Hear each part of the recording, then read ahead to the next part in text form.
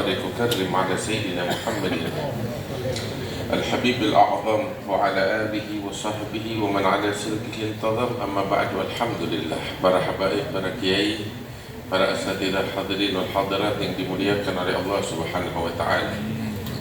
Wabil khusus guru kita Khalifatul Majlis wa Khadimu Al-Habib Ali bin Abdurrahman bin Muhammad bin Ali bin Abdurrahman Al-Habsyi, mudah-mudahan diberikan kesehatan dan panjang umur oleh Allah Ta'ala. Di pagi hari ini di dalam kitab Nasaih Ad-Diniyah karya Imam Habib Abdullah bin Ali Al-Haddad dibahas tentang hukuk az-zawjain, hak-hak az-zawjain. Tahu artinya zawjain? Zawjain ini artinya bukan hak dan kewajiban istri seorang, tetapi zawjain adalah suami dan istri. Kita seringkali mendengar tentang kewajiban istri dan haknya, tapi juga kita harus tahu kewajiban seorang suami dan hak seorang suami. Sebab ini harus seimbang, balance, kalau kita ingin meraih kebahagiaan. Agama Islam adalah agama yang indah, agama yang menitik beratkan cinta, kasih sayang. Hingga baginda Nabi besar Muhammad sallallahu alaihi wasallam beliau mengatakan, an-nikahu min sunnati faman raghiba an sunnati falaysa minni. Pernikahan adalah bagian dari ajaranku, kata Rasulullah. Orang yang berpaling dari sunnahku, ajaranku, bukan bagian dariku, kata Nabi Muhammad sallallahu alaihi wasallam. Menarik, Nabi menjadikan pernikahan bagian dari agama, bagian daripada sunnahnya. Kita semua alhamdulillah banyak di sini yang menikah dalamnya nggak semuanya bahagia dengan segala suka dan dukanya. Ya, kita kalau mau mencari 100% kebahagiaan, ambil kabar selama kita hidup di dunia nggak bakal ada. Kebahagiaan yang ada di dunia sesaat dan bercampur dengan derita dan duka. Demikian juga derita dan duka nggak ada 100% di dunia, dicampur juga dengan kebahagiaan. Memang itulah kehidupan dunia. Sampai hadirin yang dimuliakan Allah Subhanahu wa taala, tahu nggak apa sih hikmah dibalik di dunia tuh banyak sedihnya, ya, dan juga ada kebahagiaan. Hikmah dibalik itu tahu apa? Kita nih hidup di dunia ada kebahagiaan, tapi yang bercampur dengan kesedihan. Supaya apa tuh? Supaya kita nggak betah hidup di dunia. Sebab dunia itu bukan tempat tinggal kita. Dunia bukan tempat tinggal kita. Makanya Allah jadikan kehidupan dunia ini banyak derita dan ada kebahagiaannya. Derita supaya kita nggak betah di dunia, karena memang ini bukan tempat tinggal kita. Tempat tinggal kita tahu di mana? Di negeri akhirat. Ya. Kebahagiaan yang ada hanya untuk merangsang kita. Ini kebahagiaan yang sesaat di dunia, masih ada kebahagiaan yang agung di negeri akhirat yang menanti kamu.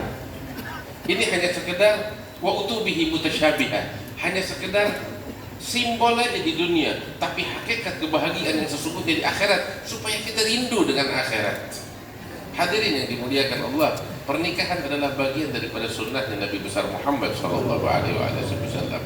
Nah, kita kalau ingin bahagia di dalam pernikahan, kita ikutin ajaran Nabi. Ajaran beliau ajaran yang sangat sempurna, ajaran yang sangat sempurna, sehingga kalau kita jalankan itu ajaran dengan sebaik-baiknya, kita akan meraih kebahagiaan dunia dan kebahagiaan akhirat. Bagaimana?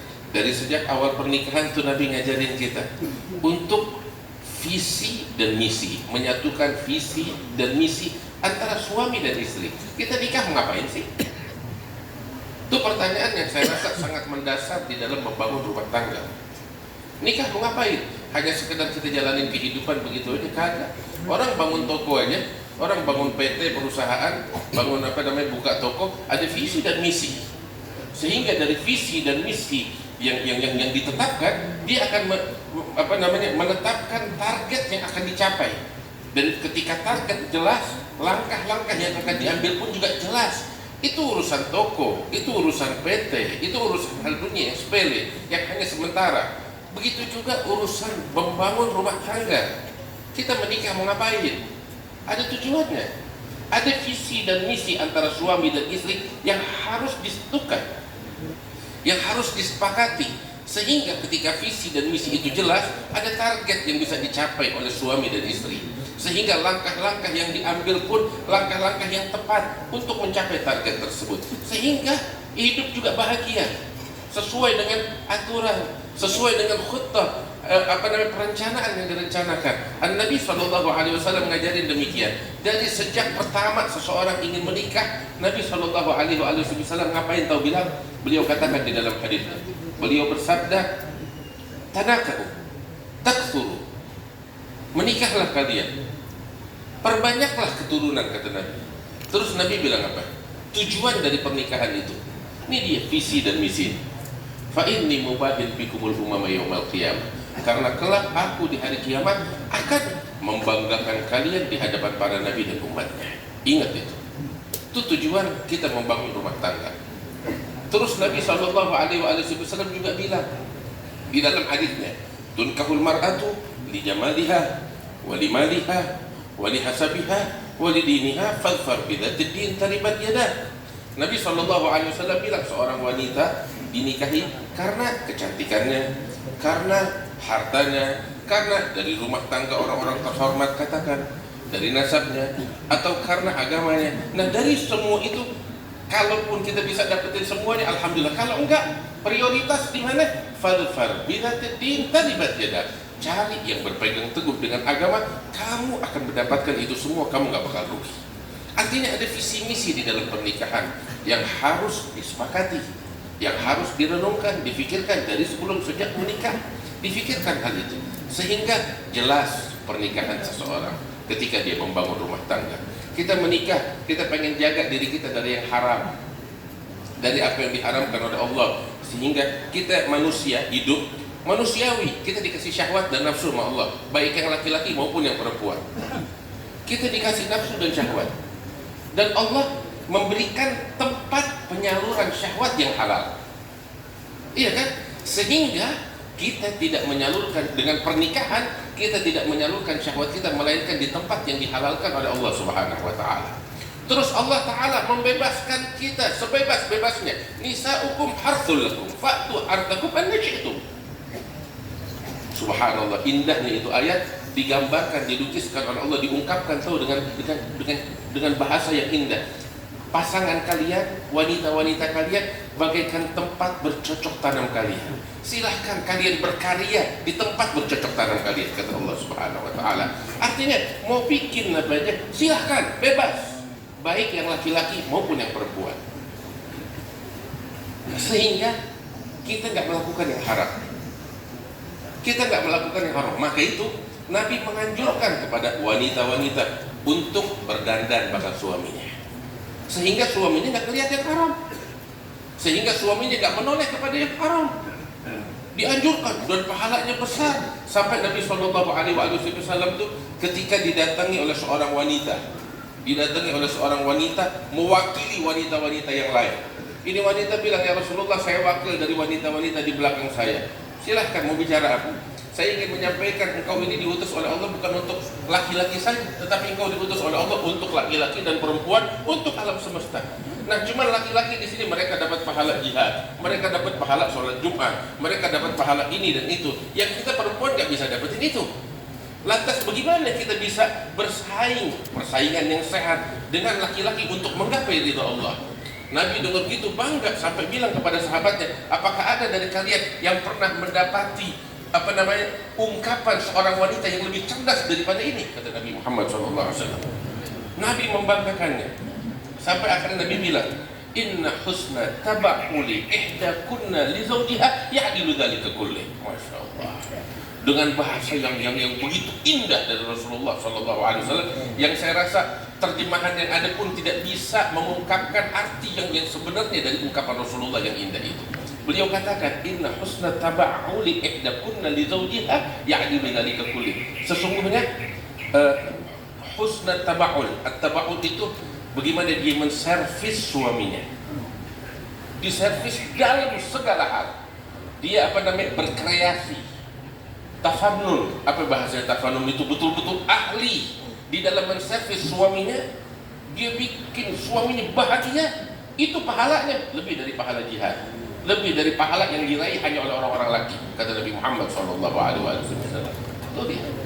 Tapi juga satu hal yang penting, bapak-bapak, kita pengen istri kita cantik kan? Iya kan?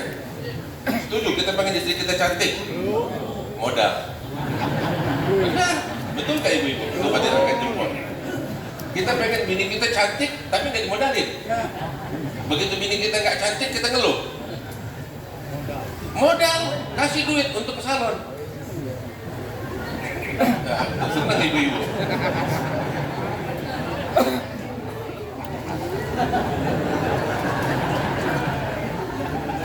Ini hal yang penting. Kita artinya realitanya. Kita realita. Kita pengen istri kita cantik, tapi kita nggak modalin. Bagaimana tuh caranya tuh? Terus gimana kita bisa ngedumel?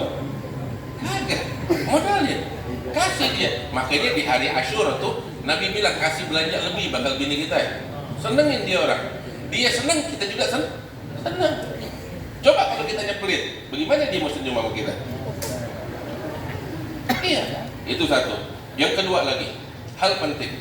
Sayyidina Abdullah bin Abbas bilang, sebagaimana saya mengharap pasangan saya, istri saya berdandan yang cantik untuk diri saya juga harus tampil untuk istri saya dengan tampilan yang dia sukai. Kenapa? Ada dasarnya dari Al-Quran. Walahunna mithlul ladzi alaihinna. Haknya mereka sama seperti kewajiban yang mereka harus tunaikan, kata Allah Subhanahu wa taala dalam Al-Qur'an. Kita pengen istri kita wangi. Mohon maaf, kita bau keringat. Iya, benar gak ibu-ibu? Sayang aja ibu-ibu nggak bisa ngomong. Dituntut untuk patuh. Kalau bisa, ya tapi kesian kan berdumel. Sedangkan itu bagian dari agama Islam. Nabi nggak pernah bau. Nabi wangi. Nabi yang terbaik bakal istri-istrinya. Sampai beliau katakan, khairukum li ahli. Wa ana khairukum li ahli. Yang terbaik di antara kalian adalah yang terbaik untuk keluarganya, untuk istrinya, dan aku adalah yang terbaik dari kalian untuk istri-istriku, kata Nabi Muhammad SAW. Itu Nabi ngajarin gitu. Bapak-bapak pengen dimanja sama istrinya, pernah gak manjain istrinya benar? Iya, Nabi ngajarin kita begitu. Sampai seorang Nabi Muhammad yang agung SAW, beliau tahu apa? Balapan lari sama Aisyah. Balapan lari sama Aisyah. Dia manjain Sayyidatuna Aisyah. Beliau manjakan Sayyidatuna Aisyah. Enggak cuma Aisyah, yang lain-lainnya juga begitu. Yang lain-lainnya begitu. Sama Sayyidatuna Safiyah, istri Rasulullah SAW. Bagaimana Rasulullah memanjakannya, dibelain sama Nabi, dihibur hatinya oleh Rasulullah SAW. Nabi mendukung mereka. Terus tuh dari istri-istrinya Rasulullah, Nabi menikah begitu banyak. Apakah sekedar syahwat? Kagak. Kalau kita pelajari, kita akan dapetin istimewa sosok Nabi Muhammad SAW. Itu keberagaman daripada istrinya itu yang banyak. Mereka semuanya punya latar belakang yang beragam dan berbeda. Punya latar belakang yang beragam dan berbeda. Dan semuanya didukung oleh Rasulullah SAW. Sayyidatuna Aisyah contohnya sebagai seorang wanita alimah, didukung sebagai ustazah. Ada lagi Hafsah, seorang ahli ibadah yang selalu puasa, yang selalu bangun malam, didukung oleh Rasulullah SAW. Begitu seharusnya seorang istri. Ada lagi Sayyidatuna Zainab. Sayyidatuna Zainab bintil Harith. Beliau ini seorang tangannya itu bagus, pengrajin, dan didukung oleh Nabi Muhammad SAW. Sayyidatuna Khadijah, seorang wanita businesswoman, paling kaya dan bisnisnya maju di kota Mekah saat itu, didukung oleh Rasulullah SAW. Artinya jangan cuma kita sekedar menuntut kewajiban dari seorang wanita, istri-istri kita, tapi juga kita tunaikan kewajiban kita. Jadi yang terbaik untuk istri-istri kita dan anak-anak kita, sehingga kita meraih kebahagiaan, sinkron, balance, ya seimbang antara kita menuntut kewajiban dan juga kita menunaikan hak.